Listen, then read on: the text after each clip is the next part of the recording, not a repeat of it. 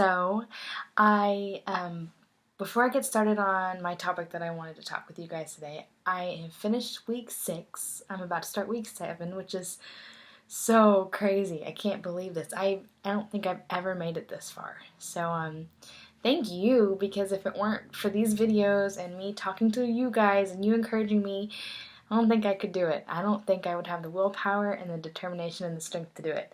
So thank you so much for helping me along through this. I'm so excited. And I have to say that there's one thing that I noticed actually just a few hours ago before I started recording. I get really discouraged. Like, I get so upset. And I just think, man, I'm so tired of this. I'm so tired of doing this. Why can't I be like everyone else and just eat a few things and not gain weight from it? I just feeling really sorry for myself. And I do that a lot.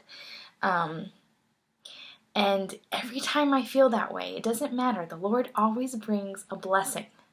So it's like, if I can push past my comfort zone and I can push past these feelings, the Lord's going to bless me with something really amazing. And He did that today.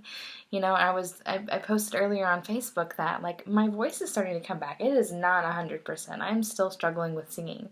But just these 6 weeks of a diet change has strengthened my vocal cords so much. And I'm so grateful. And I figured that out right after having a pity party with my husband. So, God is so good. God is so good. And I want to say that first before anything. I give Him all the glory. And it is through Him that I'm able to do any of this. So, anyway, my topic today is, I'm titling it, Who Are We Kidding? Because as I've been telling people about what I've been wanting to do, and been telling them that I'm going completely clean, and I'm not just going completely clean like as if I'm just not going to eat sweets. That's not it at all. It's absolutely no refined sugar, no dairy, no grains, like what we talked about. And people don't get it. They think I'm absolutely crazy. They think that I've lost my mind. They think that I'm living a very sad life. That's what they say. Man, what a sad life you're living, that you can't enjoy food. And I listen to them, and I totally understand what they're saying. Like, you know, it is pleasure. Food is a pleasurable thing, and it is something that does taste really good, and we should enjoy food. But they're making me feel like I'm missing out. Basically, they're making me think, well, I'd rather be happy and fat than miss out on my food. And I totally understand, because I'm feeling that way sometimes. But it got me to thinking, and am I really missing out? Am I really not enjoying food? You know, people will come up to me, oh, Tabitha, look at this cookie. Oh, I love this cookie. It tastes so good. Sure do enjoy my sugar. And it's all in good fun. I laugh with them. They laugh with me. And my feelings aren't hurt.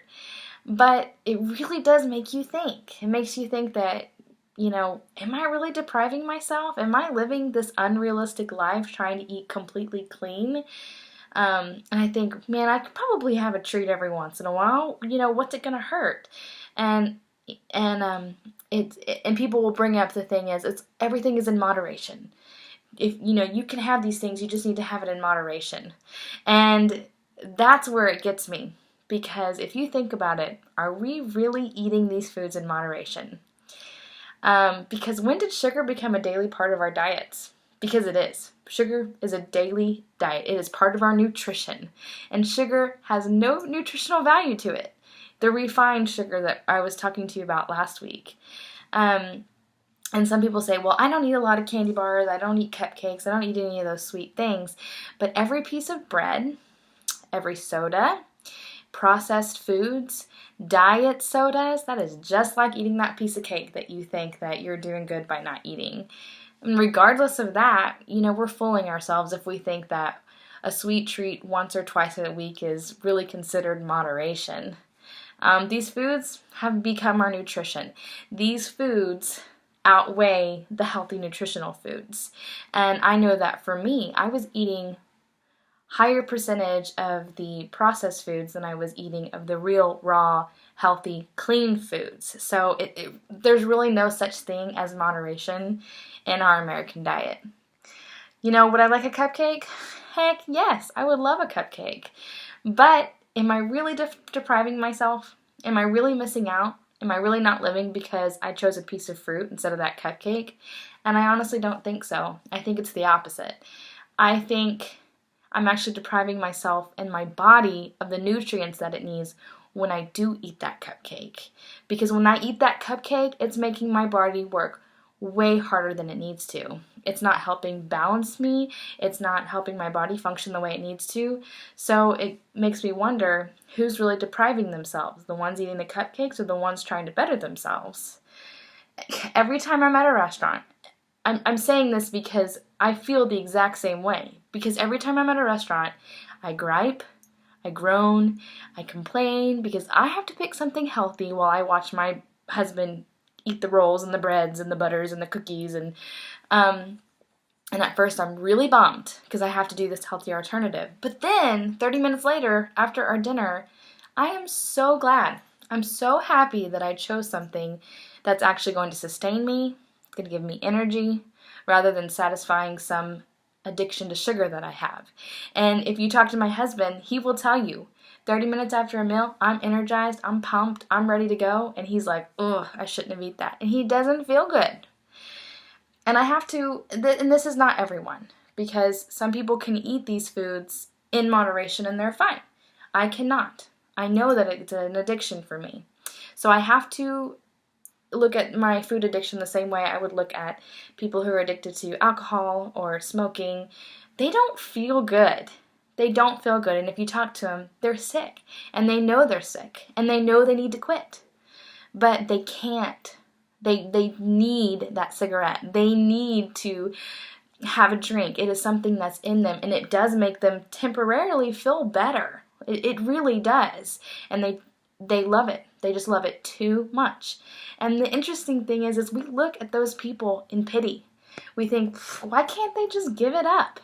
You know, this is hurting their bodies. What do they think they're doing? And when we actually judge those people, and I don't understand why we can't see that our food is doing the same to us. We don't look at ourselves in pity, even though we all know we're addicted to sugar. We all know that it's there. You know, and I'm not just talking about the overweight people. I'm talking about all of us. You can be skinny as a rail and still be destroying your body. Just go talk to the people that are addicted to cigarettes. They're skinny. They'd rather have a cigarette over food. It does not matter how you look. It matters what's happening on the inside. So, I just don't understand why we can't see that every time we drink that soda, even diet sodas, our muscles are breaking down. Our bones are becoming brittle. I don't know why we can't see that sugar is the most dangerous drug in this world, because it is accepted. It is something that we all accept.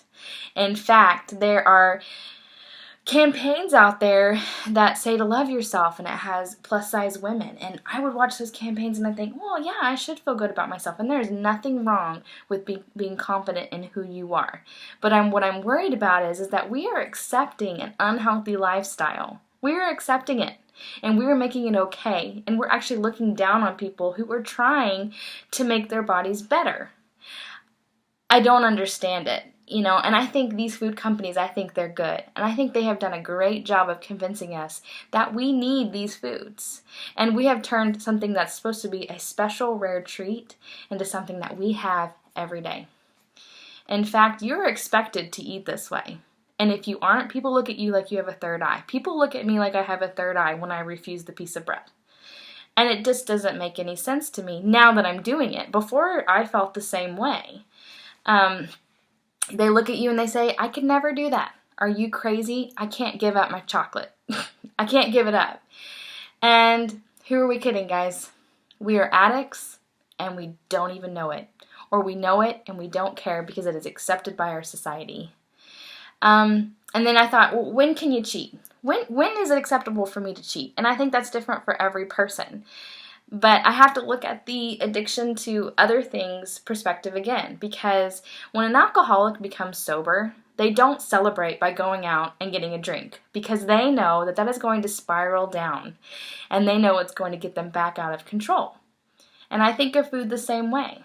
I know all it will take for me is one cookie or one piece of bread. And it may not happen all of a sudden. It may not be a quick spiral down. It may be slow. I may have one piece of bread today, and then tomorrow I may have 2 pieces of bread. And then next week I may be having bread with every meal. It's a slow process, and it is so slow that I will get to the point that I won't even realize that I'm back to where I started, because it has happened so much to me.